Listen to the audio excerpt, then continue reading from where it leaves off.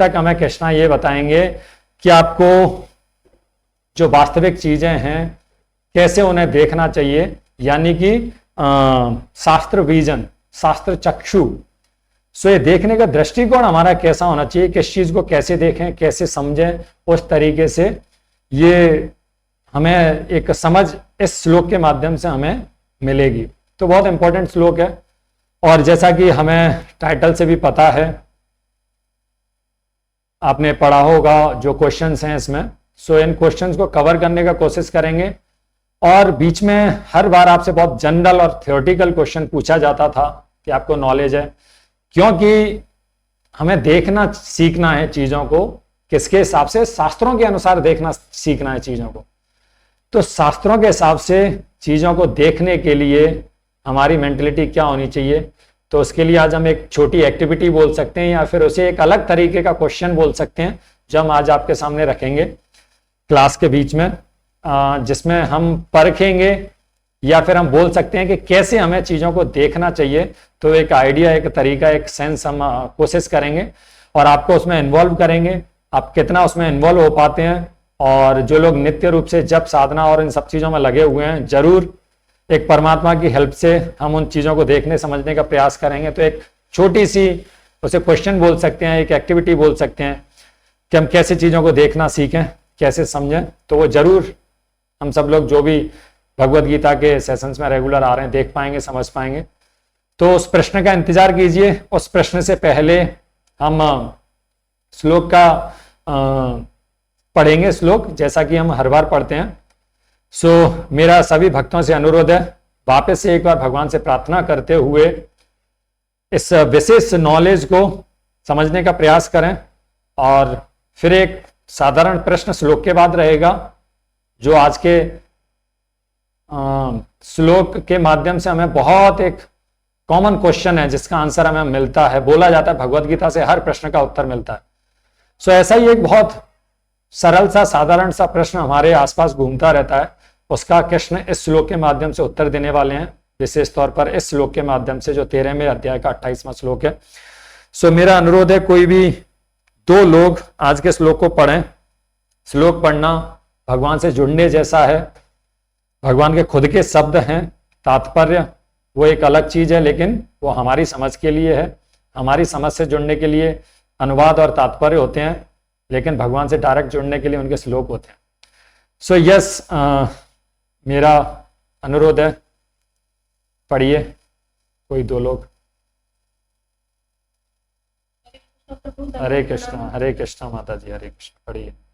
समं सर्वेषु भूतेषु तिष्ठन्तं परमेश्वरं विनश्यतस्व विनश्यन्तं यः पश्यति स पश्यति। हरे कृष्ण। हरे कृष्ण, बहुत अच्छे।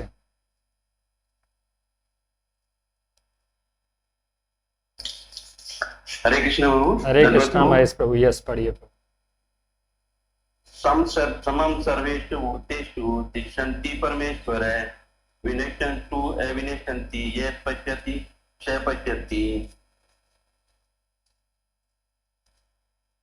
यस, कोई एक और पढ़िए, एक और जन पढ़िए कोई।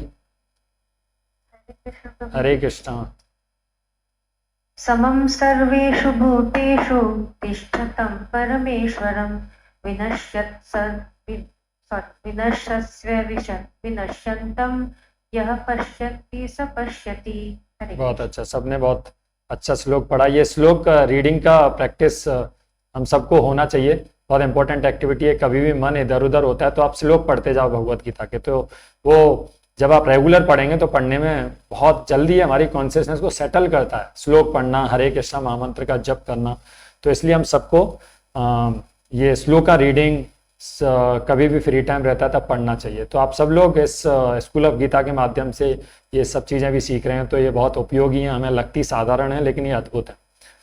अद्भुत चीज को एक कलयुग का व्यक्ति और भौतिक समझ से समझ नहीं सकता, इसलिए उसे अद्भुत बोला जाता है। अद्भुत इसलिए बोला जाता है, एक ऐसी चीज जिसे भौतिक सेंसेस से, भौतिक इंद्रियों से और भौतिक मानसिकता से ना समझा जा सके, वो चीज अद्भुत कहलाती है। तो ये अद्भुत है, वो अपना काम तो पूरा करती है, लेकिन हम नहीं समझ पाते। इसका मतलब कई बार हम उसे लाइटली ले जाते हैं, तो वो ना लेके हमें ये अध्ययन करना चाहिए। और एक और विशेष चीज की कोशिश करें ये याद हो हमें श्लोक, और कैसे याद होंगे इसका तरीका कि जब भी आप पढ़ते हो ना तो उसमें बहुत सारे शब्द ऐसे मिलेंगे जो आपके दैनिक जीवन में उपयोग में आते हैं या दैनिक जीवन में उपयोग में आने वाले शब्दों के नजदीक होंगे। जैसे कि भूतेषु, तो भूत जनरली बोला जाता है कि हम तो किसी और को भूत बोलते हैं, लेकिन भूत का मतलब होता है जीवात्मा, व्यक्ति, लोग, उनको भूत बोला जाता है। सो भूतेषु, सो भूत शब्द हम कॉमनली सुनते हैं लेकिन वो अलग सेंस में सुनते हैं। सो यहाँ पर कृष्ण बता रहे हैं कि भूत का मतलब क्या है, सम मीन्स समभाव, समानता, ऐसे कुछ। तो ये आप जोड़ पाएंगे या पढ़ने के साथ साथ ऐसे अनुमान लगा पाएंगे तो आपको याद करना ये भगवत गीता श्लोक आसान हो जाएगा। चलिए तो इसका एक बार तात्पर्य पढ़ लीजिए, अनुवाद, सॉरी तात्पर्य नहीं, अनुवाद।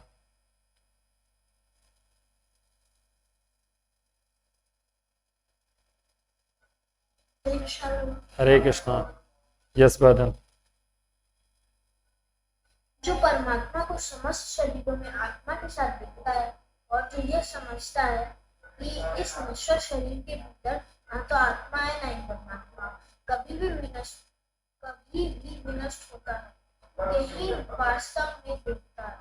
यस, सो बहुत इंपॉर्टेंट क्वेश्चन हमारे आसपास घूमता रहता है कि कौन व्यक्ति समझदार है, कौन व्यक्ति ज्ञानी है। कृष्णा भगवत गीता में यही बता रहे हैं इस श्लोक के माध्यम से। बहुत इंपॉर्टेंट श्लोक है, बहुत अलग अलग तरीके से हम चीज़ों को सोचते हैं, समझते हैं, हम अलग अलग लोगों को ज्ञानी समझदार समझते हैं, अलग अलग सोच समझ है हमारी। सो कृष्णा की सोच समझ क्या है, कृष्ण के हिसाब से एक प्रश्न का उत्तर ये श्लोक देता है। वो प्रश्न है कौन व्यक्ति समझदार है, कौन व्यक्ति चालू है, कृष्ण के अकॉर्डिंग कौन व्यक्ति ज्ञानी है, ऐसे किसी भी तरीके से इसको बोला जाता है। तो कौन व्यक्ति समझदार है आज के समाज में, कौन व्यक्ति ज्ञानी है, कौन व्यक्ति चालू है, उसका बिल्कुल सटीक आंसर कृष्ण के हिसाब से कौन व्यक्ति समझदार है। अब हमें चुनना है, हमें कृष्ण के हिसाब से समझदार बनना है या फिर किसी व्यक्ति के अकॉर्डिंग कि वो मानता है कि ऐसी समझदारी होनी चाहिए, वो समझदार कहलाता है, उसके अकॉर्डिंग हमें समझदार बनना है। सो बहुत तरीके हैं।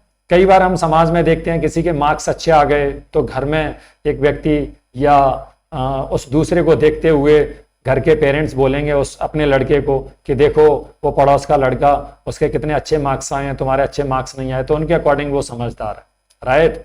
कंपैरिजंस करेंगे या फिर वो कहीं ना कहीं पॉलिटिकल चीज़ों में या सामाजिक चीज़ों में कोई व्यस्त है, किसी का लड़का या किसी की लड़की, तो जो दूसरे के पेरेंट्स हैं वो बोलेंगे उसको कि देख वो कितना चालू है, उसे सब चीज़ें पता रहती हैं और तुम तो गधे के गधे रहे, तुम तो मूर्ख रहे। कई बार हम ऐसा देखते हैं घर परिवार में, समाज में। तो क्या वो जो बोल रहे हैं कि किसी की बातों को सुनना, जानना, है ना, उन सब पॉलिटिकल चीज़ों में रहना, एक की बात को इधर की उधर करना, ये सब चालूपन है क्या? तो किसी के अकॉर्डिंग ये भी चालूपन है, राइट। और कोई गांव में कभी देखते हैं हम इलेक्शंस होते हैं तो हम बोलते हैं कि वो व्यक्ति चालू है। कैसे कि कोई इलेक्शन जीत जाता है किसी छोटे गांव में, हम देखते हैं कितना अराजक तरीके से, कितने गंदे तरीके से लोग लीडर्स बन के आते हैं। और अगर ऐसे लीडर बन के आएंगे तो निश्चित रूप से वहां वो व्यवस्थित तरीके से कामकाज नहीं कर पाएंगे। हम देखते हैं कि छोटे छोटे गांव में जब इलेक्शंस होते हैं, सरपंच के या सिटीज में इलेक्शंस होते हैं, तो वो क्या करते हैं, वो गलत तरीके से लोगों को आकर्षित करते हैं। कैसे भी करके वो अपना बुद्धि का उपयोग करते हैं, गांव में लोगों को मीट ईटिंग करवाएंगे, उनको ड्रिंक करवाएंगे और इस तरीके से वो चुनाव जीतना चाहते हैं। तो लोग बोलते हैं ये बड़ा चालू है, ये बड़ा समझदार है। और घर परिवार में भी हम अलग अलग तरीके की समझदारी देखते हैं। तो क्या ये सब समझदारी की कैटेगरी में आते हैं? कृष्णा इस किसी कैटेगरी को समझदारी में रख रहे हैं? तो इसका क्लियर और कट आंसर है ये एक्चुअल में समझदारी नहीं है, इसे बोलते हैं डिसीट, यानी कि कपट, यानी कि बुद्धि का सबसे निचला स्तर इन सब एक्टिविटीज को बोला जाता है। और कलयुग में सब चीजें अव्यवस्थित हैं, परिवार में अव्यवस्थित हैं, पॉलिटिकली लीडर्स अच्छे से लीड नहीं कर पा रहे, वहां चीजें अव्यवस्थित हैं। और घर परिवार का जैसे मैंने उदाहरण दिया, या फिर हम मेटेरियल चीजों में कंपेयर करते हैं एक दूसरे से, तो वो भी अव्यवस्थित चीजें हैं। कंपेयर मत करो, एनकरेज करो आप चीजों को, अच्छी चीजें दो, उसकी डेस्टिनी के अकॉर्डिंग जो उसकी डेस्टिनी में है वो जो हमारी फैमिली में हमारा बेटा बेटी जो भी है वो करेंगे। उससे बाहर वो कुछ भी नहीं कर सकते। लेकिन एक्चुअल समझदारी जो कृष्ण बता रहे हैं, वो समझदारी कोई भी व्यक्ति डेवलप कर सकता है। कितना इंटरेस्टिंग है ये नॉलेज। एक चीज है जो भौतिक समझदारी हम देख रहे हैं, वो समझदारी केवल और केवल आपकी डेस्टिनी में है तभी आएगी, और एक्चुअल में कृष्ण के अकॉर्डिंग वो समझदारी है ही नहीं। वो छल है, वो कपट है, वो डिसीट है, उसे अंग्रेजी में बोला। तो ये सब समझदारी की कैटेगरी में बिल्कुल भी नहीं आती हैं सब चीजें। तो हमें बहुत गंभीरता से समझना चाहिए कि आखिरकार समझदारी है क्या। और कृष्ण के अकॉर्डिंग ये सब चीजें तो समझदारी नहीं है, और इन सब चीजों को समझदारी समझ रहे हैं हम, और इसके लिए मेहनत कर रहे हैं, और इसके लिए एनकरेज कर रहे हैं, कंपेयर कर रहे हैं खुद में, घर में लेके बच्चों को, बेटे को, बेटी को, इन सब चीजों से कंपेयर कर रहे हैं। तो एक्चुअल में ये सब चीजें गलत है। ये नेगेटिविटी क्रिएट करती हैं किसी भी व्यक्ति के स्वभाव में, और नेगेटिविटी जहां होती है वहां सरलता, वहां संपन्नता, वहां खुशी आना कहीं ना कहीं रुक जाता है। तो ये हमें समझना होगा, छोटी छोटी चीजें। तो कभी भी हमें इस तरीके का कंपैरिजन नहीं करना चाहिए। किसी ने एक बार क्वेश्चन पूछा था, समय का अभाव था इसलिए उसका जवाब नहीं दे पाए, कि कंपटीशन के लिए हमने बोला था कि कंपटीशन, कंपटीशन प्रभु आध्यात्मिक जगत में तो होना चाहिए। यस, कंपटीशन नहीं करना है, कंपेयर नहीं करना है, और किसी के ऊपर कमेंट नहीं करना है, ये मैंने चीज बोली थी। तो ये भौतिक चीज में है, भौतिक दुनिया में ये सब चीजें नहीं करनी। कंपेयर व्यक्ति को खुद से करना सिखाना है। किसी को अपने बेटे का दूसरे के बेटे से कंपेयर करने का कोई अधिकार नहीं है। कोशिश करो कि उसे खुद से ही कंपैरिजन करना सीखने दो, कि मैं आज ऐसा हूं तो कल मुझे खुद से कंपेयर करना है, मैं कल कैसा था, इससे मैं आज इंप्रूव हुआ कि नहीं। राइट, हम बर्थडे सेलिब्रेट करते हैं, तो हर साल में यही चीज हम कल्टीवेट करने का कोशिश करें कि एक साल में आपने अच्छा क्या डेवलप किया, नेक्स्ट ईयर आपका टारगेट क्या है, अच्छा डेवलप करने का, ना कि किसी से कंपेयर करना है कि उसने इतना बेहतर किया। उसमें आपका अगर तरीका अच्छा है, आपकी भावना अच्छी है, अगर आप स्पिरिचुअलिटी को लेकर बोल रहे हो, तो वो कभी भी नेगेटिविटी क्रिएट नहीं करेंगे। तो स्पिरिचुअलिटी में कंपटीशन हो सकता है, और स्पिरिचुअलिटी में कंपटीशन होने का मतलब समझना होगा आपको कि वो पर्सन भी स्पिरिचुअल होना चाहिए। स्पिरिचुअलिटी में कंपटीशन कभी भी गलत नहीं होता। जैसे कि जो गोपियां थी, वो भगवान की सेवा, कृष्ण को कैसे सर्व किया जाए, तो उनका अलग अलग अपना तरीका रहता था, लेकिन वो कंपीट करते थे। लेकिन उस कंपटीशन से कभी भी एनवियसनेस जनरेट नहीं होती थी, कभी भी ईर्ष्या नहीं बढ़ती थी। लेकिन भौतिक तरीके से अगर आप कंपीट करेंगे तो उसमें ये सब चीजें आती हैं, एनवियसनेस। स्पिरिचुअलिटी में कंपटीशन गलत नहीं है।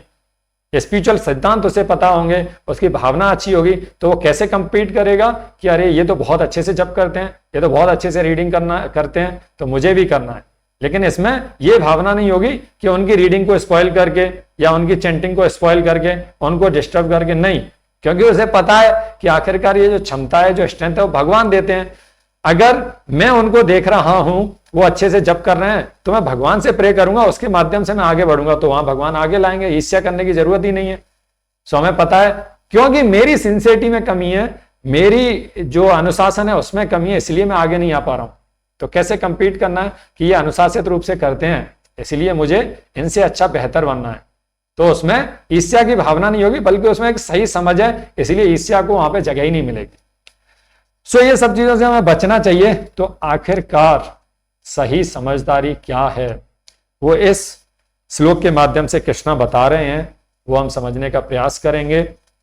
इसमें जो सही समझदारी का मीनिंग बताया गया है, वास्तव में समझदार कौन है, वो कृष्ण बताते हैं। तो क्या कोई बताएगा कि वास्तव में समझदार कौन है कृष्ण के अकॉर्डिंग?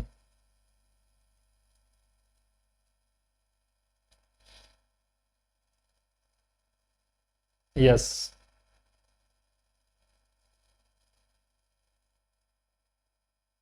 यस, बताइए संतुष्टि कृष्ण प्रभु।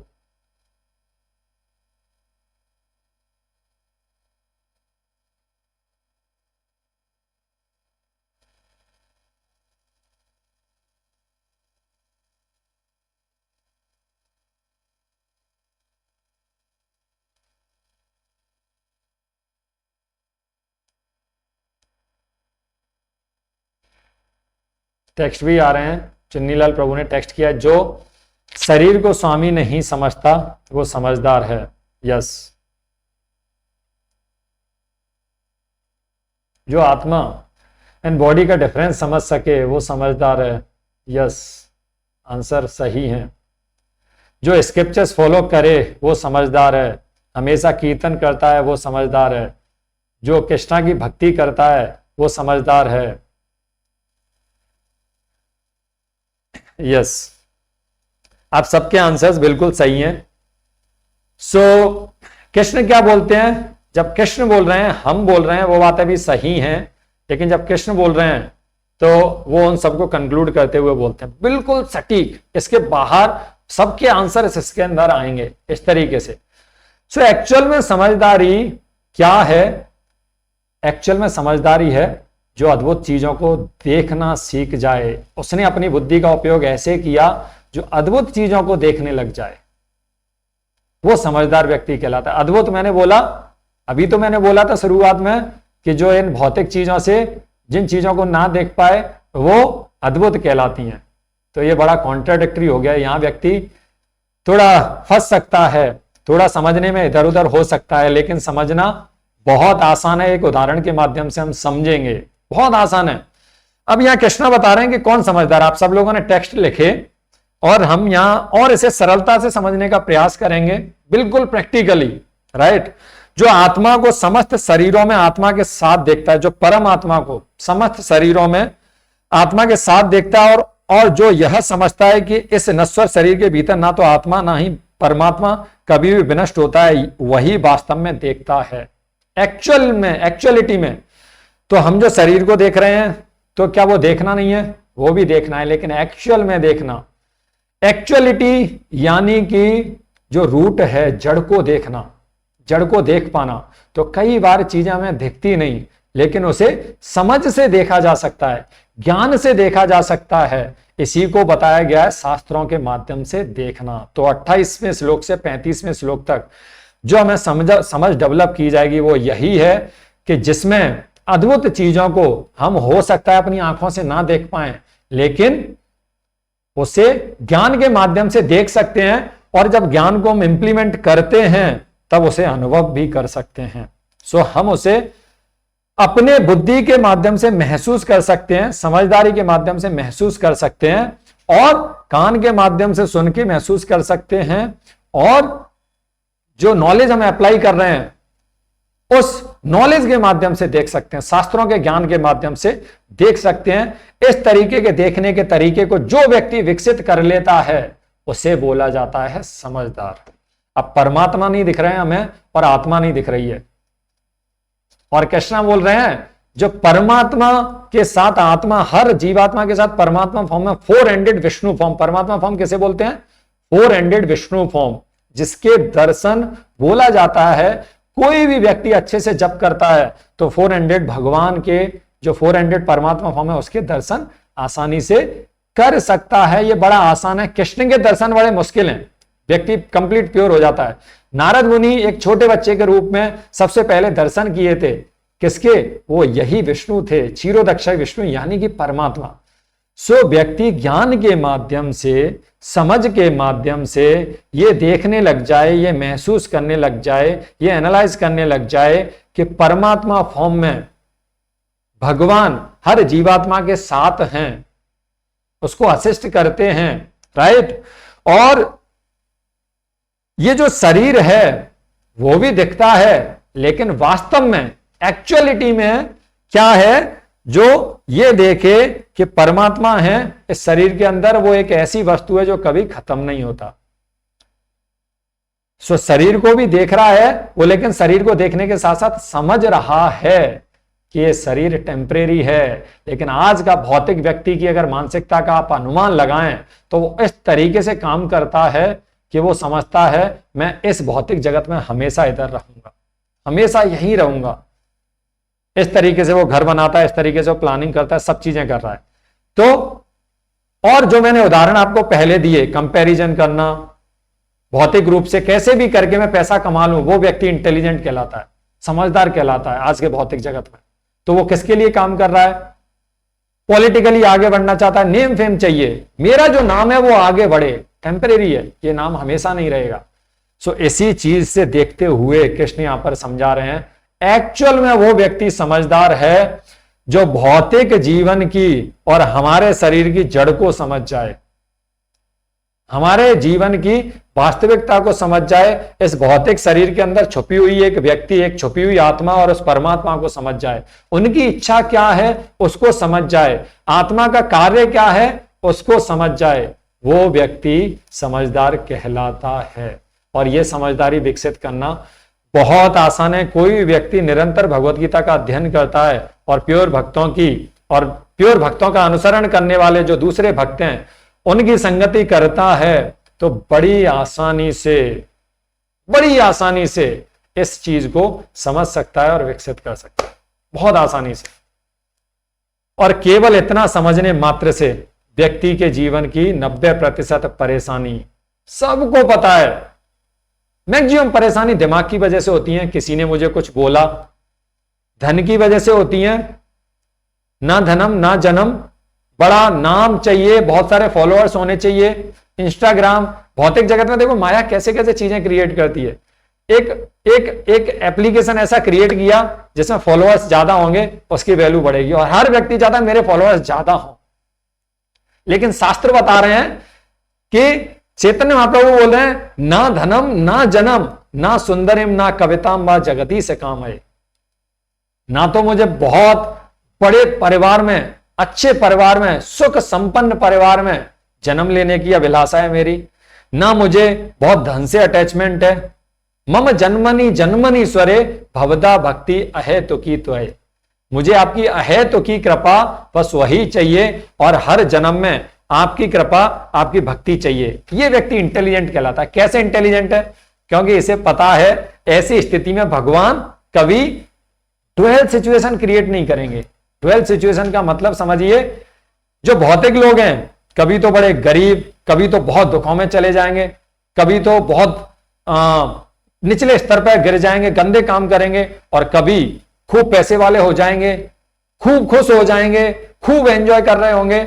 लेकिन जो चैतन्य महाप्रभु बोल रहे हैं वो क्या तरीका बता रहे हैं? यही तो समझदारी हुई कि हमारी स्थिति ऐसी रहे, ना तो मैं बिल्कुल विषाद में जाऊं और ना मुझे बहुत ज्यादा खुशी चाहिए, पर कैसी स्थिति बनी रहे, ना तो मैं ऐसा हो जाऊं बिल्कुल गरीब कि स्ट्रगल कर रहा हूं मैं बिल्कुल खाने पीने के लिए। तो उन्हें पता है कि अगर भगवान की शरण में रहेंगे तो इन दोनों में से कोई सी भी स्थिति हमारे जीवन में नहीं आने वाली। ज्यादा ऑपुलेंट बन के मैं जीवन में भ्रमित हो जाऊं, इंद्रिय तृप्ति करने लग जाऊं और भगवान को भूल जाऊं, वो स्थिति भी नहीं चाहिए। और ऐसी स्थिति हो जाए कि मेरा जीवन बिल्कुल नरक बन जाए, ऐसी स्थिति भी नहीं होगी। जो भगवान के शेल्टर में रहेगा कभी नहीं होगी ऐसी स्थिति, वो उस व्यक्ति को पता है। तो वो ना तो वो लालच में आएगा किसी ऑपुलेंट व्यक्ति को देख के, और ना वो ये सोचेगा कि ऐसी मेरी ऐसी डरेगा कि मेरा पैसा चला नहीं जाए, मेरे जीवन में ऐसा नहीं हो जाए। दुख आया तो बिल्कुल हताश हो गया, क्योंकि उसे पता है भगवान की संगति करने से ये दोनों स्थिति कभी नहीं आती। सो ऐसे बोलते हैं समझदारी। इसलिए चैतन्य महाप्रभु बोल रहे हैं कि ये चीजें मुझे नहीं चाहिए। अगर आज के समय में देखें तो व्यक्ति को क्या चाहिए? फॉलोअर्स चाहिए। क्या? जगती से काम है, यानी कि मुझे ग्लोरीफाई करने वाले लोग, मेरे आसपास घूमने वाले, मेरी प्रशंसा करने वाले लोग मुझे चाहिए, राइट? पैसा, ऑपुलेंस चाहिए मुझे, बहुत परिवार में हर तरीके का ऑपुलेंस होना चाहिए, वो चाहिए। या फिर मुझे बहुत अच्छा हस्बैंड, या फिर मुझे बहुत सुंदर वाइफ। सुंदर इमना जगती मम जन्मनीश्वरे भवदा भक्ति है तो की तो है। सो एक ब्यूटिफाइड पर्सन एक चाहिए हमें। तो किस तरीके का, लेकिन वो किस सेंस में हम देखते हैं? मैटेरियल सेंस में देखते हैं, राइट? अभी बहुत सारी नेगेटिव चीजें आप देखेंगे, बहुत सारी। उसका सबसे बड़ा कॉज है लस्ट, यानी कि चैतन्य महाप्रभु यहां पर बोल रहे हैं ना सुंदरिम, मेल एंड फीमेल एक्चुअल में इन सब चीजों को देखते हैं, लेकिन एक्चुअल में तरीका क्या है इन सब चीजों को जज करने का? नॉलेज है। अभी कितना, अगर ये नॉलेज होता तो क्या नेगेटिविटीज स्प्रेड होती? अभी हम देखते हैं इंस्टाग्राम, फेसबुक, यहां पर बहुत सारे फॉलोअर्स लोग बढ़ाने के लिए खूब उल्टे सीधे काम करते हैं, खूब उल्टे सीधे काम करते हैं। सो वो कहीं ना कहीं इन सब चीजों से दूर हैं। इसीलिए ऐसे लोग कभी बहुत ज्यादा डिस्टर्ब और कभी बहुत ज्यादा हमें ऑपुलेंट दिखते हैं। लेकिन ये दोनों स्थिति अच्छी नहीं है, बिल्कुल भी अच्छी नहीं है। सो ऐसा व्यक्ति कभी समझदार नहीं कहलाता। वो यहां पर हमें पता चलता है। सो ये इंपॉर्टेंट श्लोक, ये चीजें हमें बहुत इंपॉर्टेंट मैसेज देती हैं, हमें इसको समझना होगा बहुत साधारण तरीके से। तो जो मैं बता रहा था कि जो बीच वाली स्थिति है हर कोई व्यक्ति बड़ी आसानी से विकसित कर सकता है प्योर भक्तों की संगति के माध्यम से और प्योर भक्तों के इंस्ट्रक्शंस फॉलो करने के माध्यम से, भगवत गीता कृष्ण की संगति भगवत गीता के माध्यम से कृष्ण की संगति करने के उस नॉलेज को समझ के कोई भी व्यक्ति इस समझदारी को विकसित कर सकता है। बड़ा आसान है इस समझदारी को विकसित करना, शास्त्रों के माध्यम से चीजों को देखने लग जाना बड़ा आसान है, बहुत ज्यादा इसके लिए व्यक्ति को प्रयास करने की जरूरत नहीं होती। और ये आंसर है कि कैसा व्यक्ति समझदार है, तो समझदार व्यक्ति वो है जो इन सब चीजों को देख पाए, समझ पाए। तो एक बहुत सिंपल और सरल से उदाहरण से प्रैक्टिकली देखते हैं कि परमात्मा तो हमें दिखते नहीं, आत्मा तो हमें दिखते नहीं, लेकिन जो बोला गया है कि प्रभुपाद बोल रहे हैं कि प्योर भक्ति के इंस्ट्रक्शंस फॉलो करेंगे, तो समझदारी, इस समझदारी के माध्यम से हम उन्हें अनुभव कर सकते हैं, हम बहुत सारी चीजों को देख सकते हैं और समझ सकते हैं। ये बहुत आसान है। सो इसका बहुत अच्छा उदाहरण प्रभुपाद जी देते हैं कि कौन सा व्यक्ति समझदार कहलाएगा, जो पत्ती को पानी देता है एक पेड़ को हरा करने के लिए, या फल को पानी देता है एक पेड़ को हरा करने के लिए, वो बुद्धिजीवी है, या फिर जो पेड़ के नीचे पानी डालता है, हालांकि उसे जड़ नहीं दिख रही, उसे जड़ में पानी देने का पानी कैसे ऊपर जा रहा है तने के माध्यम से, कैसे पत्तियों में फल में लग रहा है, और उस जड़ में पानी देने से पेड़ संपन्न बन रहा है, ऐसा कुछ भी उसे नहीं दिख रहा। जड़ उसे दिख रही है? नहीं दिख रही, लेकिन पानी दे रहा है, और वो उसका परिणाम भी हमें समय के साथ दिख रहा है। तो ये बिल्कुल एक सटीक उदाहरण है। ठीक ऐसा ही परमात्मा हमें नहीं दिखते, लेकिन किसी ने बोला, किसी अथॉरिटी ने, किसी व्यक्ति ने बोला जड़ में पानी दोगे, और आपको उस पर विश्वास है, तो आप जड़ में पानी देंगे तो उसका परिणाम दिखेगा।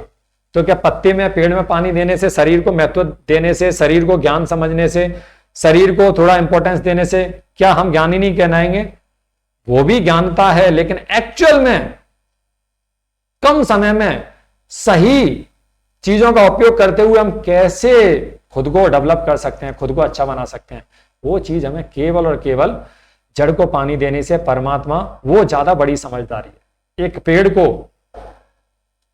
आप सूखता हुआ देखते हैं तो आपने देखा कि इसके पत्ते को जो है ना धूप नहीं लग रहा है, राइट? या फिर कुछ ऐसी कमियां हैं जो हमने बाहरी तौर पे देखी और उसके आधार पर हम सोचते हैं कि इस वजह से पेड़ पनप नहीं पा रहा है और आप पानी नहीं दे रहे हैं। तो आप पाएंगे कि हाँ, कुछ उन चीजों की वजह से भी उसमें कुछ संपन्नता आ सकती है, लेकिन अगर पानी देना छोड़ दिया तो बिल्कुल ही डेवलप नहीं हो पाएगा। सो परमात्मा की समझ, आत्मा की समझ और आध्यात्मिक चीजों से व्यक्ति दूर है, एक्चुअल में उसे गिरना ही पड़ेगा, अभी नहीं तो कल, कल नहीं तो परसों उसे गिरना ही पड़ेगा, इसलिए वो समझदार नहीं। और इसे सरलता से देखें तो चीजें यहां दिख नहीं रही हैं हमें, लेकिन हमें समझना होगा कि वहां उसका असर और परिणाम हमें दिखता है। तो ठीक उसी तरीके से हमें देखना होगा कि कैसे भौतिक जीवन में हम कई बार भौतिक चीजों को, भारी तौर पर दिखने वाली चीजों को महत्व देने लग जाते हैं, वो एक्चुअल में आधार नहीं है चीजों को समझने का, राइट? सो ये पेड़ वाला उदाहरण एक प्रभुपाद जी बहुत अच्छे से समझाते हैं। दूसरी तरफ अगर हम देखें तो लोग जिस तरीके से बढ़ रहे हैं भौतिक जीवन में, तो कोई भी भगवत गीता का जो अध्ययन करता है वो सेंस ग्रेटिफिकेशन कर रहा है, उसके परिणाम हमारी सराउंडिंग्स में आसानी से देख सकता है। उस आधार पर हम अनुमान लगा सकते हैं कि परमात्मा की समझ और आत्मा की समझ, ये सब समझ हमारे लिए सबसे ज्यादा उपयोगी है, बहुत महत्वपूर्ण है, राइट? इसीलिए चैतन्य महाप्रभु बोलते हैं कि ऐसा व्यक्ति समझदार और इंटेलिजेंट कहलाता है जो कृष्ण के ज्ञान को समझता है। कौन सा श्लोक भागवतम के अंदर बता रहे हैं? कृष्ण वर्णम त्वसा कृष्णम सांग पांगासु पार्षदम यज्ञेर संकीर्तनेर प्रायेर यजंती ही सुमेधसा। शुभ बुद्धि वाला, बुद्धि सबकी अलग अलग होती है, अलग अलग तरीके से समझदारी लगाते हैं, लेकिन सुबुद्धि वाले लोग ही केवल और केवल इस ज्ञान को समझ सकते हैं। चैतन्य महाप्रभु आएंगे, चैतन्य महाप्रभु चीजों को फैलाएंगे, भागवत धर्म को स्प्रेड करेंगे, और इस चीज को फॉलो करने वाले केवल अपने पार्षदों के साथ आएंगे और भागवतम में क्लियरली बताया गया है कि इसका अनुसरण करने वाले कौन होंगे, वो केवल सुमेधसा लोग होंगे, अच्छी अकल वाले लोग होंगे। उनको समझने वाले लोग कौन होंगे, जिनकी बुद्धि शुभ है, केवल और केवल वही होंगे। सो चैतन्य महाप्रभु भी यहां पर कंफर्म करते हैं। आइए हम थोड़ा सा और तात्पर्य के माध्यम से समझेंगे, फिर आपके सामने हम क्वेश्चन रखेंगे कि कैसे आप चीजों को देखते हैं, समझते हैं, आपसे पूछेंगे। और इस श्लोक के आधार पर ही आपको बताना है, ये क्वेश्चन एक इमेज होगा आपके सामने, उस इमेज को देख के आपको बताना है, देखना है इस श्लोक से और तात्पर्य से रिलेट करते हुए, ठीक है। सो इसके तात्पर्य को मैं पढ़ लेता हूं, आप ध्यान से सुनिएगा। जो व्यक्ति सत्संगति से तीन वस्तुओं को, शरीर, शरीर का स्वामी या आत्मा तथा आत्मा के मित्र को एक साथ संयुक्त देखता है, वही सच्चा ज्ञानी है, वही व्यक्ति समझदार है। शरीर, शरीर का स्वामी, आत्मा तथा आत्मा के मित्र। आत्मा का मित्र कौन है? परमात्मा। आत्मा का मित्र है परमात्मा। एक्चुअली हम अलग अलग तरीके से लोगों को मित्र समझते हैं, पता नहीं किस किस को हम मित्र समझते हैं, लेकिन उनसे जितने भी हमें अनुभव मिलेंगे, जितना भी हमें नॉलेज मिलेगा, वो सब शारीरिक स्तर का होगा। इसीलिए वो समझदारी वाला कार्य नहीं है, या फिर वो बहुत ज्यादा उपयोगी मित्र नहीं है। तो सबसे ज्यादा उपयोगी मित्र परम आत्मा है। जब हम अच्छे से जप करते हैं, जब हम प्योर भक्ति के इंस्ट्रक्शंस फॉलो करते हैं, इसका मतलब क्या हुआ, हम परम आत्मा के इंस्ट्रक्शंस ही फॉलो कर रहे हैं। वो हमारे जीवन में उस मित्र के इंस्ट्रक्शंस को फॉलो करना जरूरी है, वो समझदारी है। जब तक आध्यात्मिक विषयों के वास्तविक ज्ञान, ज्ञाता की संगति नहीं मिलती, तब तक कोई इन तीन वस्तुओं को नहीं देख सकता।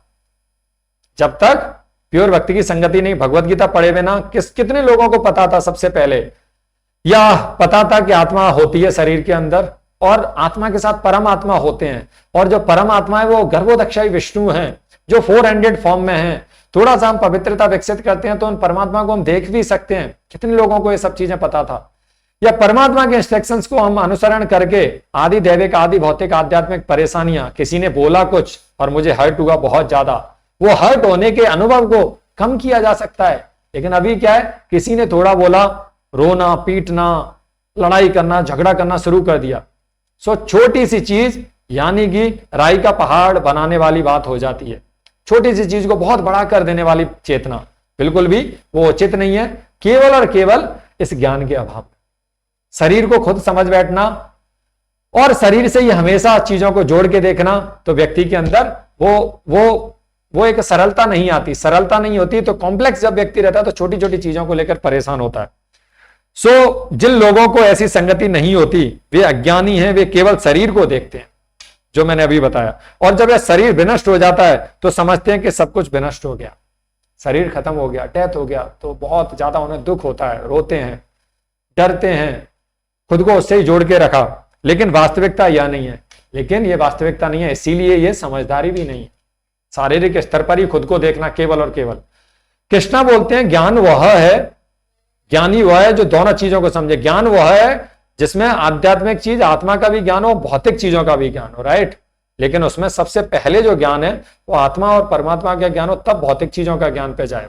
लेकिन अभी केवल और केवल भौतिक चीजों की संपन्नता की ओर, भौतिक चीजों संबंधी ज्ञान को लेकर हर कोई व्यक्ति बताता है, तो वो ज्ञान नहीं है। मैटर और स्पिरिट दोनों का नॉलेज हमें होना चाहिए, और दोनों में अंतर हमें पता होना चाहिए। कृष्ण के अकॉर्डिंग वो ज्ञान कहलाता है, और जो इस चीज को जानता है वो ज्ञान ही कहलाता है, और वही हम यहाँ पर पढ़ रहे हैं, राइट।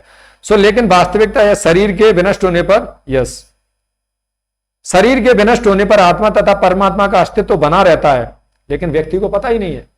वो शरीर को खुद समझ बैठा या दूसरे शरीर को ही वास्तविकता समझ बैठा, ऐसे व्यक्ति को निश्चित रूप से दुख का सामना करना पड़ेगा।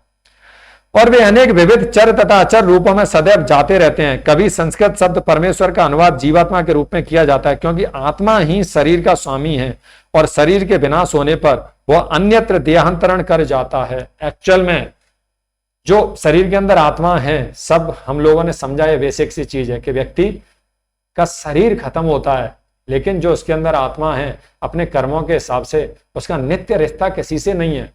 कोई व्यक्ति नहीं बोल सकता, हमने लास्ट क्लास में भी समझा था, बिल गेट्स भी बोले कि मेरे पास इतना पैसा है, मैं इतना ऑपुलेंट हूं। थोड़ा पैसा लो और यमदूत से सौदा कर रहा है, वो उसे पता नहीं है कि वो किससे सौदा कर रहा है। यमदूत जिनके सामने इन सब चीजों का कोई महत्व नहीं है। किन चीजों का महत्व नहीं है? एक्चुअल जो लोग हैं, जो एक्चुअलिटी का नॉलेज रखते हैं, उनके सामने इन चीजों का महत्व नहीं है। किस चीज का? धन का, ना धनम ना जन्म, बहुत ऑपुलेंट चीजें, बहुत बड़ा व्यक्ति है हमारे घर वाला कोई, तो वो भी ना जन्म ना सुंदरिम ना कविता, बहुत फॉलोअर्स है मेरे, दुनिया मुझे फॉलो करती है, कौन मेरा क्या बिगाड़ेगा। तो इसलिए चैतन्य महाप्रभु बोल रहे हैं कि ऐसा व्यक्ति एक्चुअल में सही चीजों से, सही तरीके से चीजों को देख नहीं पा रहा है, अगर इन्हीं चीजों में फंसा है तो। क्योंकि एट द एंड जो हायर अथॉरिटीज हैं, जिनको हम देख नहीं पा रहे हैं, एक्चुअल में जिनको देखना चाहिए, जिन लोगों को हम नहीं देख पा रहे हैं, एक्चुअल में वो इन सब चीजों को कोई महत्व नहीं देते। वही चीज यहां पर बताई गई है कि व्यक्ति देहांतरण करता है और उसके बाद भी बहुत सारी चीजें हैं। अगर मैंने किसी एक व्यक्ति को मार दिया, दूसरे को भी मार दिया, तीसरे को भी मार दिया, ऐसे 100 लोगों को मैंने मारा, अगर एक व्यक्ति को फांसी की सजा होती है तो क्या वो जस्टिस है, वो न्याय है? एक व्यक्ति को मारा और उस एक व्यक्ति ने 100 लोगों को मारा, तो एक्चुअल में यहां के भौतिक लोग किसी के साथ अच्छे से न्याय कर भी नहीं सकते। ये न्याय हुआ कि 100 लोगों को एक व्यक्ति ने मारा, और लेकिन बहुत इंपॉर्टेंट चीज हमें यहां समझनी होगी कि ये न्याय यहां के लोग नहीं कर सकते, लेकिन वो न्याय, वो जस्टिस अभी बाकी है। वो हायर अथॉरिटीज आपका एक एक चीज का हिसाब किताब करेंगे, और आज के so called intellectuals, so called पढ़े लिखे लोग कोई नहीं होता। तो ये बिल्कुल ऐसे हो गया, प्रभुपाद बोलते हैं रैबिट फिलॉसफी। आप मेंटली एडवांस करके इंटेलिजेंट हो गए, पढ़े लिखे हो गए, और थोड़ा सा नॉलेज, थोड़ा सा पैसा आने से आप अपनी परेशानियों को, बीमारियों को, बुढ़ापे को, उससे मिलने वाले दुख को, कितना भी ऑपुलेंट हो जाओ आप, कितने भी पावरफुल बन जाओ, लेकिन इन दुख से आप बच नहीं सकते। जब यहां नहीं बच सकते तो बाद में भी नहीं बच पाओगे। ये सब इसलिए कृष्णा बोलते हैं अहंकार विमूढ़ आत्मा, जो मूर्ख आत्मा होता है वो अहंकार बस इन सब चीजों को इग्नोर करता है, समझ नहीं पाता है, जान नहीं पाता है। शरीर जो आत्मा है उसके लिए हायर अथॉरिटीज, उसके पनिशमेंट के लिए एक एक चीज का, उसने 100 लोगों को किल किया तो उसे 100 बार किल किया जाएगा। नेग्लेक्ट नहीं कर सकता वो व्यक्ति, बच नहीं सकता वो व्यक्ति कभी भी, कैसे भी करके वो बच नहीं सकता एक एक चीज का। लेकिन सो कॉल्ड, जैसा कि मैं बता रहा था, सो कॉल्ड इंटेलेक्चुअल्स, बुद्धिजीवी व्यक्ति, वो समझते हैं, तो वो थोड़ा सा इंटेलिजेंस लगाएं कि जब यहां नहीं बच पा रहे हम समय के प्रभाव से, तो बाद में कैसे बच सकते हैं। वो चीजें भी एग्जिस्ट करती हैं। वो जो इन चीजों को देख पाता है, समझ पाता है, एक्चुअल में वो समझता है। जो इन सब चीजों को नेग्लेक्ट करता है वो एक्चुअल में बिल्कुल भी समझदार नहीं है। तो बहुत सारे मेरे फॉलोअर्स हैं, मुझे लोग बचाएंगे, ये बहुत बड़ी गलतफहमी है। ऐसा व्यक्ति कृष्ण के अकॉर्डिंग इंटेलिजेंट नहीं है, वो व्यक्ति समझदार नहीं। तो छोटी सी बुद्धि, छोटे से ज्ञान के आधार पर कभी भी हमें इन सब चीजों को नेग्लेक्ट नहीं करना चाहिए। तो जो नेग्लेक्ट करते हैं एक्चुअल में कृष्ण के अकॉर्डिंग वो इंटेलिजेंट नहीं है, बिल्कुल भी नहीं है। वो भले ही अपने आप को कितना भी समझे, तो कृष्णा बोल रहे हैं ऐसा व्यक्ति अहंकार विमूढ़ आत्मा, मूढ़ आत्मा एक्चुअली। और वो क्यों ऐसा कर रहा है? फॉल्स ईगो की वजह से। वो ईगो ज्यादा समय के लिए टिकेगा नहीं। कुछ लोग रियलाइज कर लेते हैं, आपने बहुत अच्छा एक उदाहरण सुना होगा, सिकंदर अलेक्जेंडर जिसे बोलते हैं, बहुत पावरफुल पर्सन, पूरे वर्ल्ड को रूल किया, लेकिन एट द एंड उसे जब बुढ़ापा आने लग गया, प्रॉब्लम्स आने लग गई, दुख आने लग गए, तो उसने रियलाइज कर लिया, उसने जान लिया, महसूस कर लिया, और क्या बोलता है कि मैंने इतना सब कुछ किया, लेकिन मेरा आप सब लोगों से अनुरोध है कि मेरा समझ और मेरी सोच के हिसाब से ये बहुत बड़ी चीजें नहीं थी, तो और लोगों को कम से कम मैं कुछ मैसेज दे सकूं, तो कृपया करके ये 4 चीजें जरूर कीजिएगा। क्या 4 चीजें कीजिएगा? कि जब मुझे मरने के बाद आप लेके जाओ तो मेरे हाथ बाहर निकाल के रखना, जब मुझे शमशान की तरफ लेके जाओ तो हाथ बाहर लटका के रखना, और मेरा जितना भी ऑपुलेंस है वो बाहर रोड पर रहना चाहिए लोगों को दिखाने के लिए कि मैं कुछ भी लेके नहीं जा रहा हूं, और जितने भी बड़े बड़े डॉक्टर्स हैं वो मेरे साथ चलते रहें, मेरे साथ चलते रहें, कि वो लोग मुझे बचा नहीं सके, मुझे प्रोटेक्ट नहीं कर सके, भले ही कितने भी बुद्धिजीवी रहे हों, मेरे कितने अनुयायी हैं, मैंने पूरी दुनिया पर राज किया, लेकिन फिर भी मुझे कोई महत्व नहीं दिया गया, आखिरकार मुझे जाना पड़ा। तो ये 3-4 चीजें लोगों को बताने के लिए ये निश्चित रूप से आप कीजिएगा। तो ये बहुत इंपॉर्टेंट चीज है, इसीलिए कई लोग अनुभव कर लेते हैं इस चीज को कि हाँ हम ज्ञानी नहीं थे, कई लोग इस चीज को अनुभव नहीं कर पाते। और वो मूर्खता के दायरे को क्रॉस करते रहते हैं, आगे बढ़ते रहते हैं। ऐसे ही बहुत सारे मूर्ख एक व्यक्ति आके प्रश्न करता है और पूछता है, क्या ऐसे जो लोग होते हैं जो वास्तविकता को नहीं देखते हैं, उनके दिमाग में प्रश्न आते हैं, ऊल जलूल तरीके के प्रश्न आते हैं। क्या ऊल जलूल तरीके के प्रश्न आते हैं? वो ऊल जलूल तरीके के प्रश्न ये हैं कि वो प्रश्न करते हैं, एक व्यक्ति आके प्रश्न करते हैं, मैंने शायद आपको पहले भी बताया हूं कि क्वेश्चन करते हैं, बहुत सारे लोगों ने बोला भी होगा कोरोना के दौरान, तो बहुत सरल है समझना ऐसे लोगों की मूर्खता को, कि बहुत सारे लोग बोल रहे थे कोरोना के दौरान कि मंदिरों की जगह हॉस्पिटल्स बनवाओ। भगवान, इंडिया में तो सबसे ज्यादा भगवान को वर्शिप किया जाता है, यहां तो सबसे ज्यादा स्पिरिचुअलिटी फॉलो की जाती है, यहां तो सबसे ज्यादा मंदिर हैं, फिर भी यहां पर इतने लोग मर रहे हैं, ऐसा क्यों? तो इसीलिए मंदिरों की जगह हॉस्पिटल्स खुलवाओ। तो ऐसे लोगों को निरा मूर्ख बोला जाएगा, और कृष्णा ऐसे लोगों को समझदार नहीं बोलते, एक्चुअल चीजों को वो देख नहीं पा रहे हैं, समझ नहीं पा रहे हैं। और हम थोड़ा सा भी समझ लगाएंगे तो हमें पता चल जाएगा ये एक्चुअलिटी छोड़ो, ये दिखने वाली चीज है ना, उनको भी नहीं देख पा रहे हैं, समझ पा रहे हैं। कैसे? तो बहुत साधारण सी समझ है, हमने सीधा ब्लेम करना शुरू कर दिया। लेकिन अगर हम देखें तो कोरोना किस व्यक्ति को वो बीमारी सबसे ज्यादा प्रभावित कर रही थी? जिसकी रोग प्रतिरोधक क्षमता कम है। मंदिरों का होना ही सफिशिएंट नहीं, मंदिरों का होना बहुत इंपॉर्टेंट है हर व्यक्ति के लिए, लेकिन आपकी समझ में कमी है। मंदिरों के साथ साथ हम कितना मंदिरों का अनुसरण कर रहे हैं वो उपयोगी है। कई बार हम उदाहरण देते हैं, आप दवाई लाके घर पे रख लो, अगर उसे लोगे नहीं तो बीमारी दूर नहीं होगी। सो मंदिरों का होना के साथ साथ आप कितनी बार मंदिर गए, कितना भगवत गीता को समझा, कितना जीवन में भगवान के इंस्ट्रक्शंस फॉलो किए। मंदिर में ये सब चीजें सिखाई जाती हैं, आपने किया, फॉलो किया, आपने भगवान के बताए हुए नियमों का पालन किया। कृष्ण बोल रहे हैं युक्त आहार विहारस्य युक्त चेष्टस्य कर्मसु, यानी कि जो अपने जीवन को व्यवस्थित तरीके से रेगुलेटेड होके एक प्योर भक्ति की अंडर डायरेक्शन में मेरे इंस्ट्रक्शंस को फॉलो करते हुए जीवन जिएगा, तो उसकी जो आध्यात्मिक क्षमता बढ़ने के कारण उसकी शारीरिक, मानसिक और बौद्धिक क्षमताएं भी विकसित होंगी। और कोरोना किसको हो रहा था? जिसकी शारीरिक क्षमताएं कम हैं। और शारीरिक क्षमताएं कम कैसे हो रही थी? तो क्या हमने इन सब चीजों को जाना? मंदिरों के केवल होने से कुछ नहीं होगा, मंदिरों के अंदर जाने से, मंदिरों से मिलने वाले ज्ञान का अनुसरण करना भी जरूरी है। उस अनुसरण के बाद हमें एक जो शक्ति मिलती है, हमारी आध्यात्मिक, मानसिक और भौतिक क्षमताएं विकसित होती हैं। तो निश्चित रूप से वो बीमारी किस कारण हो रही थी? वो इसलिए हो रही थी क्योंकि एक्चुअल में हम मंदिरों के इंस्ट्रक्शंस को छोड़ के जो दूसरा गंदा धर्म है या वेस्टर्न मेंटेलिटी है उसको हम फॉलो कर रहे हैं। बोला जाता है कि बहुत सारी जो गंदी मूवीज है वो क्रिएट वेस्टर्नर्स करते हैं, लेकिन देखी इंडिया में सबसे ज्यादा जाती है। तो इस तरीके से आप खुद को अगर एनालाइज करेंगे, वो लोग इस तरीके के जो प्रश्न करते हैं, तो वो आसानी से समझ जाना चाहिए उन्हें कि मंदिर का महत्व क्या है। उन सब चीजों को समझना भी जरूरी है। केवल और केवल हम इंडिया में रह रहे हैं, इंडिया में इतना स्पिरिचुअलिटी है, तो इससे नहीं चलेगा। आपको ट्रू इंडियन बनना होगा, वास्तव में आपको चीजों को फॉलो करना होगा। आपको कृष्णा बोल रहे हैं, अगर आप यहां की संस्कृति को मानते हो और उसका अनुसरण करते हो तो वास्तविक चीजें क्या है, वो जो मैं बता रहा हूं वो वास्तविक है। उन सब चीजों को अनुसरण करो, तब आपको पता चलेगा कि कोरोना आपको इन्फ्लुएंस करता है कि नहीं, अफेक्ट करता है कि नहीं। तो बहुत सरल सा था। अब रोग प्रतिरोधक क्षमता किसी व्यक्ति की क्यों कम होती है, क्यों कम होती है और क्यों बढ़ रही है, क्यों डेथ हो रही है? सो रोग प्रतिरोधक क्षमता व्यक्ति की बढ़ती है। अच्छा, बहुत अच्छे से अल्कोहल लेने से बढ़ेगी, स्वस्थ अच्छा रहेगा, स्वास्थ्य अच्छा रहेगा। गंदी संगति करने से, गंदी चीजों में एसोसिएट होने से, गंदी चीजें देखने से उसकी रोग प्रतिरोधक क्षमता बढ़ेगी और फिर हम प्रोटेक्ट हो जाएंगे।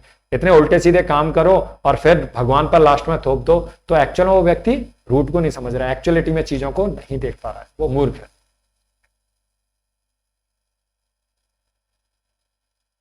सो हमें जब हम शास्त्रों के हिसाब से चीजों को देखने लग जाते हैं तो व्यक्ति समझदार कौन कहलाता है? अगर हम इसे कंक्लूड करें, जो प्योर भक्ति के इंस्ट्रक्शंस फॉलो करता है, उनके अकॉर्डिंग चलता है, हर चीज को वो कनेक्ट करता है कृष्णा कॉन्शियस के हिसाब से, हर चीज को गुरु के इंस्ट्रक्शंस के हिसाब से देखता है और अपने गुरु से सीखता है। इस नजरिए को देखना, सोचना, समझना, वो एक्चुअल में ट्रू स्पिरिचुअलिस्ट कहलाता है। ट्रू समझदार, एक्चुअल में वो समझदार व्यक्ति कहलाता है। और जो हमने चर्चा की वो समझदार व्यक्ति नहीं। तो प्योर भक्त ऐसे ही देखता है। एक प्रभुपाद जी का उदाहरण देखते हैं, हर चीज को वो स्पिरिचुअल बेसिस पे देखते थे। तो वृंदावन के अंदर एक भक्त, प्रभुपाद वृंदावन में ही थे, तो पता चलता है बारिश हो रही होती है बहुत, तो कहीं करंट का फ्लो और कनेक्टिविटी, कहीं इलेक्ट्रिसिटी का वो इम्प्रॉपर हो जाता है, और एक भक्त काम कर रहे होते हैं तो उन्हें बहुत जोर से वो करंट लगता है, और उसके कारण वो अनकॉन्शियस हो जाते हैं, और उन्हें हॉस्पिटल में उन्हें भेजना पड़ता है, उन्हें भर्ती करना पड़ता है हॉस्पिटल में। वहां वो जाते हैं, उनका इलाज होता है, और प्रभुपाद वहीं थे। समय के साथ वो सही हो जाते हैं, और सही होके जब आके टेंपल में आ जाते हैं तो प्रभुपाद उनसे मिलने के लिए जाते हैं। सो प्रभुपाद मिलने के लिए जाते हैं, तो यहाँ बड़ा एक इंटरेस्टिंग सिचुएशन क्रिएट होती है। सो प्रभुपाद बोलते हैं, सो वो भक्त बड़े खुश हो रहे होते हैं कि प्रभुपाद आ रहे हैं आपको देखने के लिए, प्रभुपाद आने वाले हैं। तो बड़ा कि प्रभुपाद बोलेंगे अरे बहुत अच्छा, आप सही होके आ गए। सो ये अनुमान था। जो प्रभुपाद आते हैं तो बड़े खुश होते हैं, और प्रभुपाद आते ही क्या बोलते हैं, जिससे उनके पूरी खुशी, उनके हाव भाव, एक्सप्रेशन पूरे बदल जाते हैं। सो हमारा देखना समझना, ये शास्त्र चक्षु विकसित करना इतना आसान नहीं है, थोड़ा समय से आती हैं चीजें, अच्छा जब साधना से, लेकिन प्योर भक्त हमेशा इसी नजरिए से देखता है। और कई बार वो हमें बड़ा अजीब लग सकती हैं, लेकिन जब शास्त्रों के हिसाब से देखते हैं, उन इंस्ट्रक्शंस को हम फॉलो करते हैं, समझ में आए नहीं आए कई बार ऐसा हो सकता है, लेकिन फॉलो करो, वो एक्चुअल में वास्तविकता की तरफ लेके जाएंगे। सो ऐसा ही कुछ होता है। सो प्रभुपाद जी आते हैं, और आते ही उनको क्या बोलते हैं, जिससे उनके हाव भाव बदल जाते हैं। ये बड़ा इंटरेस्टिंग था कि किसी को भी बोलेंगे तो वो थोड़ा बदलेगा, खुद को इस तरीके से देखेगा कि ऐसे क्यों प्रभुपाद बोल रहे हैं। सो प्रभुपाद आते ही बोलते हैं कि बच गए आप, नहीं मरे। तो वो बिल्कुल एक्सप्रेशन, ये क्या बोल रहे हैं प्रभुपाद, प्रभुपाद ने ऐसे कैसे बोल दिया, ऐसे कैसे बोल रहे हैं, प्रभुपाद को तो खुश होना चाहिए, अरे ऐसे। तो क्या लगता है आपको, प्रभुपाद गलत बोल रहे हैं कुछ? तो उनका देखने का यहां हमें पता चलता है, एक प्योर भक्त हमेशा एक बड़े विजन से शास्त्रों के आधार पर चीजों को देखता है। तो प्रभुपाद फिर बाद में बोलते हैं, फिर वो हंसने लग जाते हैं जो डिवोटी थे, उनको बड़ी अलग तरीके का एक अनुभव महसूस होता है। तो यहां बताते हैं कि कैसे हमें देखना चाहिए चीजों को। सो एक प्योर भक्त का अगर आप प्रभुपाद को देखेंगे तो हर चीज उनकी शास्त्रों के अनुसार थी, देखना, मिलना, बताना। तो हमारी भी चीजें, हमारा जीवन पूरा शास्त्रों के हिसाब से होना चाहिए, तब जाके हम समझदार कहलाएंगे। समझदारी विकसित करना बहुत आसान है किसी भी व्यक्ति के लिए। कृष्णा कॉन्शियस हर जीवन में हर एक्टिविटी शास्त्रों के हिसाब से करे, स्क्रिप्चर्स के अकॉर्डिंग करे, तो व्यक्ति समझदार। तो क्या बोलते हैं फिर प्रभुपाद, ये बोल दिया तो उनके हाव भाव बदल गए। लेकिन फिर प्रभुपाद बोलते हैं, फिर वापस से वो काफी खुश हो जाते हैं। तो प्रभुपाद बोलते हैं कि वृंदावन में मरना और वृंदावन में शरीर छोड़ना आसान नहीं है। आप जिंदा बच गए तो उन्हें दुख होता है, फिर वो समझ जाते हैं कि ये सब चीजें तो बहुत इंपॉर्टेंट है। हाँ यार, मैं तो वृंदावन में शरीर छोड़ता तो बहुत इंपॉर्टेंस रहता उस चीज का। तो वृंदावन में शरीर छोड़ना, प्रभुपाद बोलते हैं वृंदावन में शरीर छोड़ना आसान नहीं है, मरना आसान नहीं है वृंदावन में। तो उनको समझ में आता है कि प्रभुपाद कैसे देख रहे हैं और कैसे समझ रहे हैं। सो यस, ये बहुत इंपॉर्टेंट श्लोक था कि कैसे हमें चीजों को देखना और समझना सीखना है। आपके कोई प्रश्न है तो आप पूछ सकते हैं। बाकी ये जो क्वेश्चन है, अब आप देख के बताइए, आपको देख के बताना। सब लोगों के लिए एक इंटरेस्टिंग इमेज है, और आज के पूरे श्लोक के आधार पर आपको इसको स्पिरिचुअलिटी से कनेक्ट करना है और आंसर देना है, राइट। सो इमेज आपके सामने है।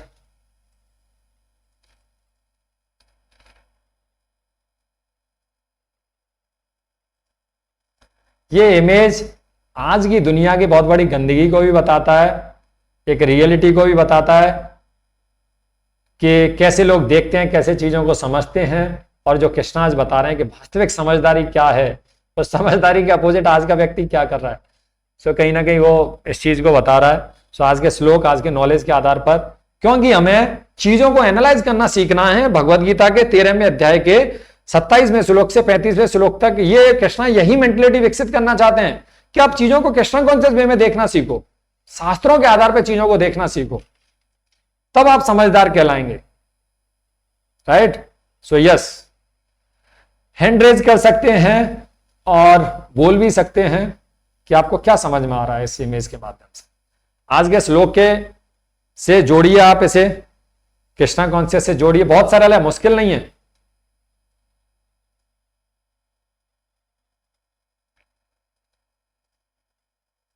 दिख रहा है आपको यहां पर?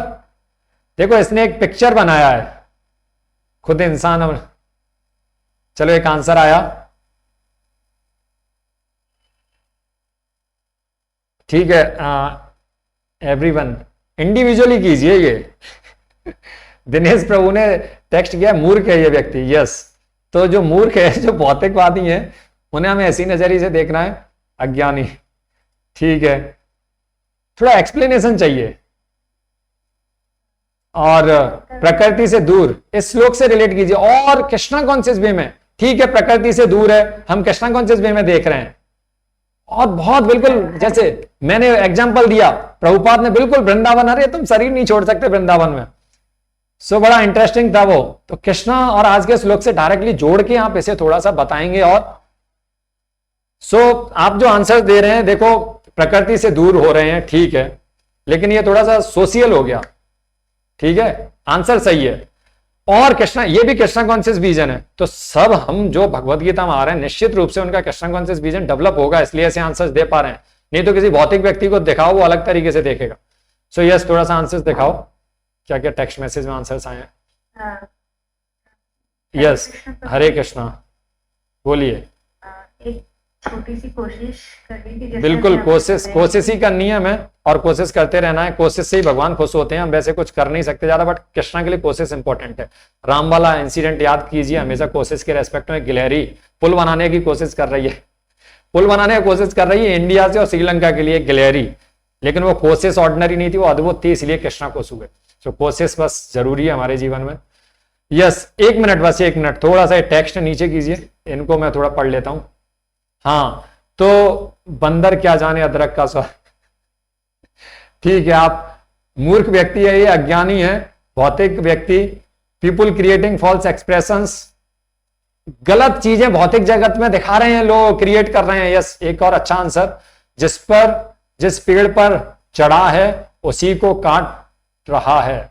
नहीं, काट नहीं रहा है, पेंटिंग कर रहा है, काट दिया है, उसने काट दिया। चलो और इसे रिफाइन करो, भगवान की दी हुई चीजों को नष्ट कर रहा है। भगवान की दी हुई चीजों, चलो भगवान आ गए, उनकी चीजों को, दी हुई चीजों को नष्ट कर रहा है। ठीक है, अच्छी सोच है। Spirit, super soul, soul. और आंसर, सच्चा ज्ञानी नहीं है, सच्चा ज्ञानी नहीं है, भगवान की दी हुई चीजों को। ठीक है माता जी, आप बोलिए। सबके आंसर्स बिल्कुल सही आ रहे हैं, लेकिन और फाइन होना है। सब देखना सीख रहे हैं चीजों को। ठीक है, हम किसी भौतिक व्यक्ति को देख रहे हैं, कोई अल्कोहल ले रहा है, तो हम तुरंत समझे ये इंटॉक्सिकेंट है, इंटॉक्सिकेशन ले रहा है, इसका मतलब इसका सेंसेस पे तो बिल्कुल कंट्रोल नहीं होगा। राइट, कोई मीट ईटिंग कर रहा है, मीट ईटिंग कर रहा है, यानी कि इसकी तो दया भावना बिल्कुल खत्म हो गई। ये देखने का तरीका इलिसिट चीजों में है, इसका मतलब ये देखेगा ना किसी को भी, कोई वुमेन किसी मेल को देखेगी तो गलत चेतना से ही देखेगी। मेल है, वो वुमेन को देखेगा तो गलत चेतना से ही देखेगा। राइट, जो इलिसिट चीजों में है, तो वो तुरंत जो शास्त्रों के आधार पर देखेगा तुरंत। और कृष्णा हमसे यही चाहते हैं। भगवत गीता क्यों पढ़ रहे हैं? इसको प्रैक्टिकली डेवलप करने के लिए। ऐसे ही नहीं कि आए और हम देख के समझ के चले गए। तो 13वें अध्याय के ये लास्ट के श्लोक, कृष्णा चाहते हैं आप सब लोग ये क्षमता विकसित करो कि चीजों को प्रैक्टिकली देखने लग जाओ। आपके अंदर वो भावना हो कि आप देखें चीजों को। परमात्मा दिख नहीं रहे, जड़ दिख नहीं रही है, लेकिन पानी देने वाले व्यक्ति को पूरा विश्वास है कि जो पानी में दे रहा हूं वो जड़ में लगेगा ही लगेगा और ये पेड़ हरा होगा ही होगा। ये विश्वास है, ये भावना में विकसित करनी है। कृष्णा कॉन्शियस में रहते हुए, जप के माध्यम से, भगवत गीता पढ़ने के माध्यम से, वो कृष्णा चाहते हैं। आजकल लोग केवल और केवल आध्यात्मिकता फॉलो कर रहे हैं। कहीं भी किसी के पास भी चले जाएं, कोई बोल रहा है तुम अच्छा तुमने हरी चटनी खाना बंद कर दिया, इसीलिए कृपा रुकी हुई है। अच्छा तुम वो पहले ब्यूटी पार्लर जाया करते थे, अच्छा कितने दिनों से नहीं गए? अच्छा तुम 8-9 दिन से नहीं गए। नहीं मैं तो अभी 6 दिन गया था। अच्छा तो वहां पे गए थे तो तुमने ये वाली क्रीम यूज में नहीं की, हरी चटनी के साथ ये समोसा नहीं खाया था, लाल चटनी के साथ खाया, इसलिए कृपा होगी। तो इस तरीके से लोग मूर्ख बनाते रहेंगे। लेकिन कृष्णा ये सब चीजें नहीं चाहते। कृष्णा चाहते हैं शास्त्रों के आधार पर चीजों को देखो, ना कि अनर्गल बातों के आधार पर देखो। राइट, यस, माता जी बोल रही थी, आप बोलिए।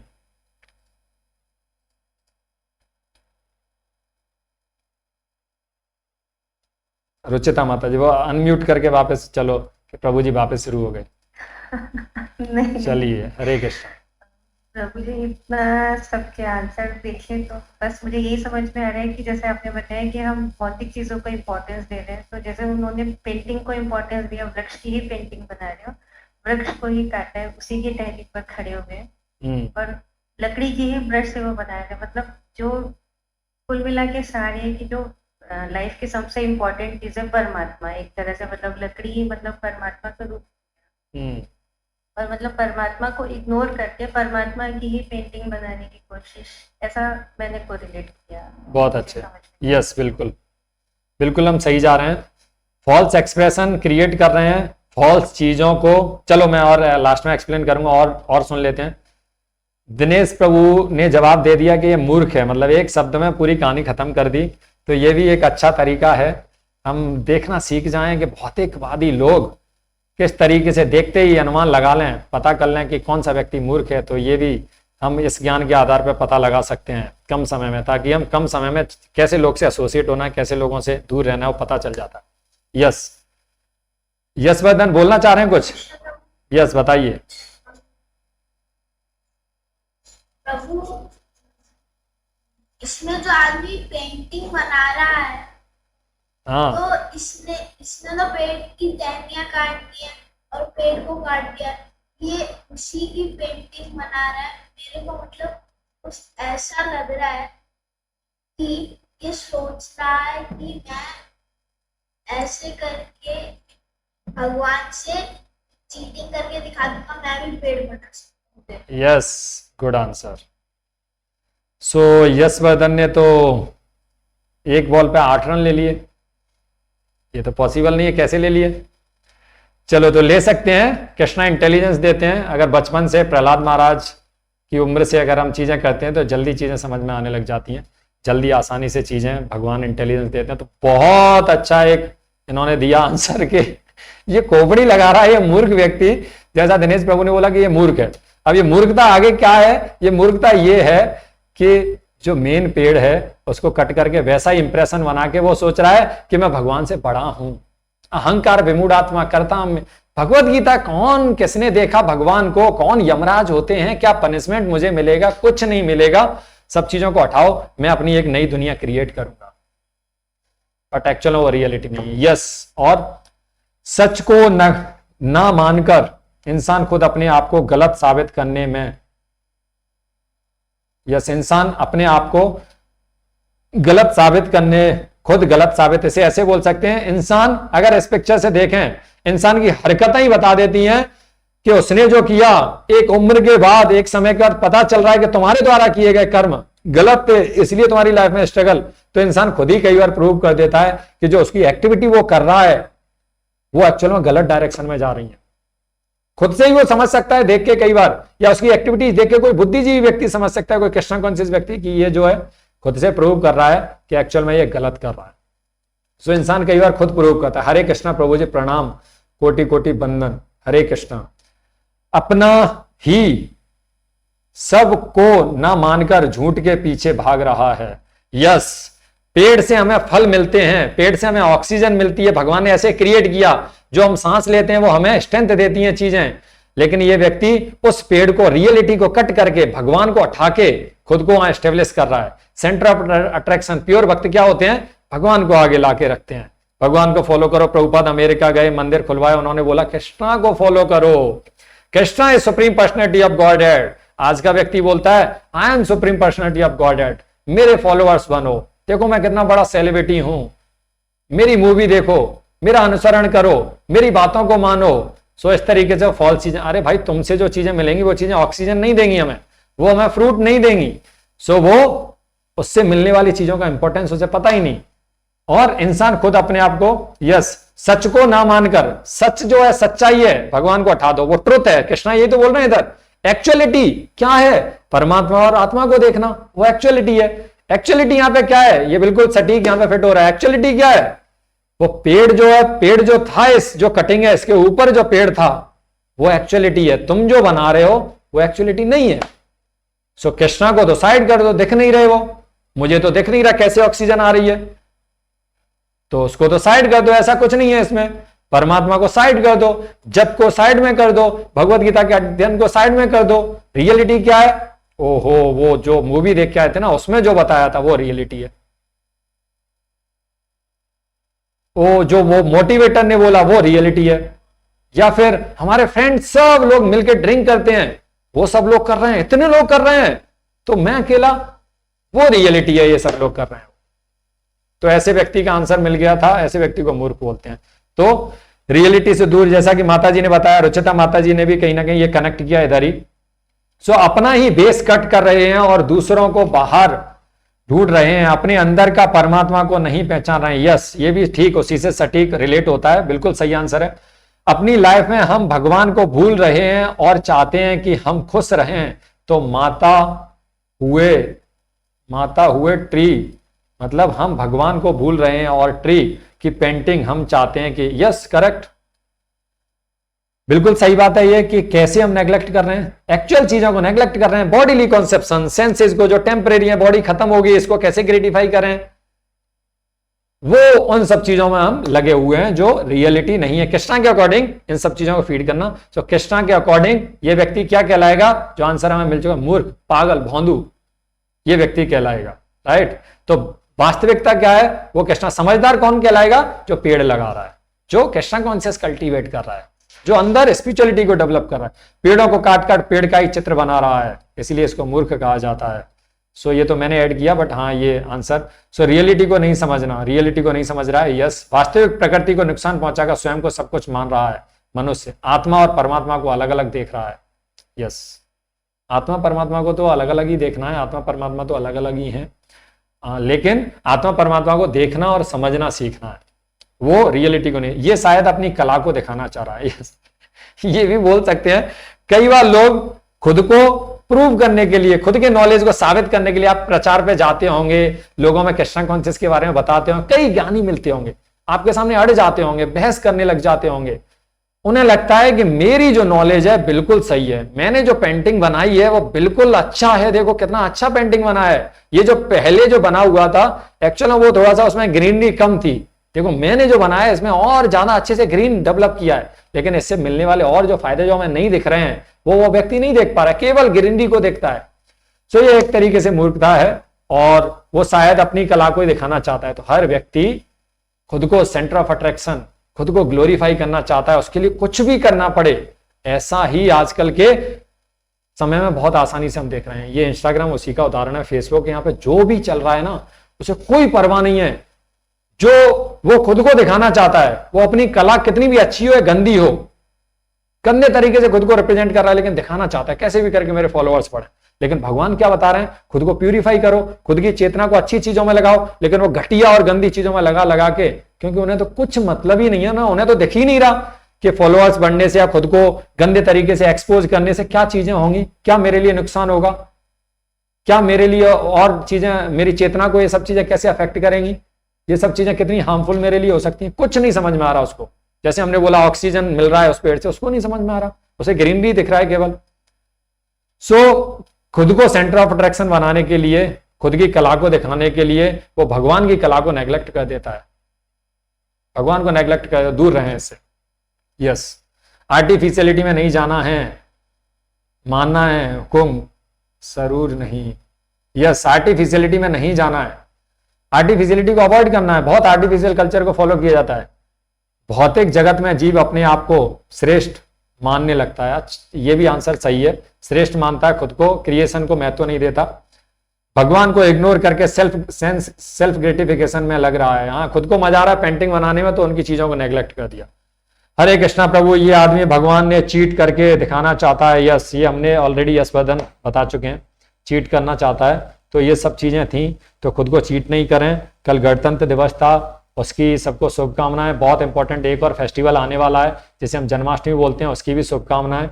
एक और चीज मुझे याद आ गई, मोदी जी ने एक बहुत अच्छा एक चलन चलाया कि इंडिया के फ्लैग और उन सब चीजों को करें, लेकिन एक और मूर्ख तरीके से हम मानसिक, उसमें भी एक जड़ वाली यही चीज बता रहे हैं कृष्णा, किस तरीके से हमें चीजों को देखना चाहिए। एक्चुअल में एक दिन हम बड़ी भक्ति डेवलप करते हैं अपनी उसके लिए, देश के लिए, देशभक्ति, पूरा फ्लैग लेके, लेकिन एक्चुअल में मोदी जी का पर्पज कुछ और भी था। कुछ और पर्पज ये था कि इस इंडिया को समझें, ट्रू इंडियन बने, इसकी संस्कृति को समझें। और ये एक दिन के लिए नहीं, ये संस्कृति इतनी पावरफुल है कि हर दिन हमें फ्रीडम दे सकती है। एक फ्रीडम तो हमें मिल गई, लेकिन अपनी मानसिकता, अपने सेंस ग्रेटिफिकेशन, इंद्रियों से, मन से, इन अंदर की चीजों से फ्रीडम के लिए हमें प्रयास करना होगा। और वो केवल और केवल यही संस्कृति हमें दे सकती है, उसके लिए हमें प्रयास करना चाहिए। और ये सेलिब्रेशन तब जेन्युइन सेलिब्रेशन होगा। एक दो दिन तो हम सेलिब्रेट करते हैं, फुल भक्ति दिखाते हैं, देशभक्ति दिखाते हैं, लेकिन हरकतें और हमारे काम वही नालायकों वाले चलते हैं, वही उल्टे सीधे वेस्टर्न मेंटेलिटी, अंदर से वेस्टर्नर्स हैं और बाहर से इंडियन बने घूम रहे हैं। एक दिन हम पूरा देशभक्ति दिखाते हैं, तो ये भी समझदारी नहीं है, ये भी जड़ को पानी देने जैसा नहीं है। जड़ को पानी देने जैसा क्या है कि यहां की वास्तविकता को समझें, इस जमीन की गहराई को समझें, यहां की संस्कृति को समझें, भगवत गीता को समझें, तब जाके हम ट्रूली गणतंत्र दिवस सेलिब्रेट कर रहे हैं और तब जाके हम कंट्री के लिए कुछ कर रहे हैं। इससे ही रिलेटेड बहुत सारे कल कोट्स हमने शेयर किए थे कि ट्रू इंडियन हमें प्रभुपाद के जैसे बनना है। हम यही करते रहते हैं, प्रभुपाद वहां जाके इंडियन बना के आ गए, अमेरिका, ऑस्ट्रेलिया, जापान, अफ्रीका, कहां कहां जाके कृष्ण भक्ति, यहां की संस्कृति दे के आ गए। और हम मूर्ख लोग एक दो दिन के लिए तो बड़े भाव के साथ सेलिब्रेट करेंगे, लेकिन किसी व्यक्ति ने प्रयास किया अच्छा कि हाँ, लेकिन उसके पीछे की मानसिकता को भी समझना है कि हमें संस्कृति से जुड़ना है, वो वास्तव में सेलिब्रेट करने जैसा है। तो वो एक कृष्णा कॉन्शियस पर्सन वो चीज भी अच्छे से कर रहा है। So we are doing everything perfectly, ये हमें समझना चाहिए, राइट। किसी का कोई क्वेश्चन हो, एक क्वेश्चन ले सकते हैं बस, और फिर हम एंड करें। सो ये पिक्चर बहुत इंपॉर्टेंट, सब चीजें यही बता रहा था, राइट।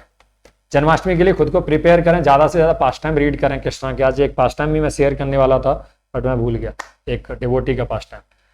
चलो, भूल गया मतलब समय नहीं है, नहीं तो बताते। कोई क्वेश्चन हो तो आप पूछ सकते हैं, नहीं तो चैंटिंग कंटिन्यू करेंगे।